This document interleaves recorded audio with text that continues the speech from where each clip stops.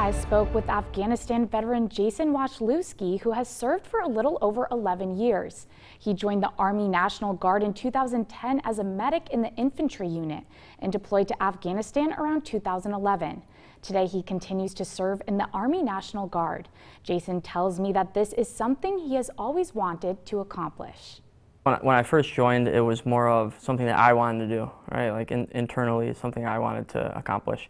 And then once you kind of go through it, you start to get that sense of, like purpose and patriotism and selfless service and things like that. So now, I don't really remember life not doing that, just because I've been in for so long like that. But, I'm honored every day to be able to put the uniform on and, put my boots on, tie them up, something that we kind of always say, you wake up, put your boots on every day.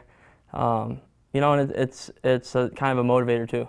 Do you have any specific memories during your time that just really resonate with you? Yeah, so I mean, there's a couple like kind of bigger things that I think about. One is just like the camaraderie, right? Like all walks of life come into the U.S. military, whether it's Army or Marine Corps, Air Force, Navy, and you kind of put away everything else because you're all on the same team, and it's like that's a cool feeling, especially if you come, some people come from a small town, or some people may come from a different country and serve here. It's like the biggest melting pot of people working together to get something done.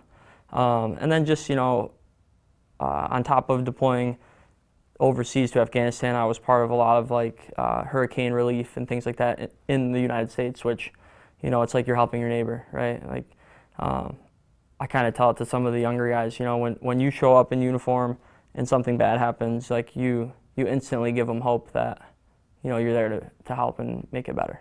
And so going off of that, what was your initial reaction to the troops being withdrawn from Afghanistan after, your 11 years of doing this? Were there any thoughts or reactions that came about? On a professional standpoint, I just continue to do my mission that I currently have.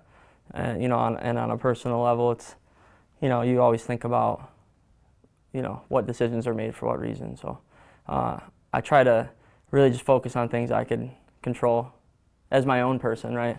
But I've talked to a lot of my friends and things that I've served with as well, and it's good to have open dialogue about things like that, and it kind of helps people feel better about it too. Talk about it openly and not kind of internalize that kind of stuff. So you talked about the camaraderie. What is it like knowing all of the connections that you've made and the friendships that you've made throughout those 11 years? So some of my best friends that I've ever met, I might have only spent 3 or 4 months with them at first.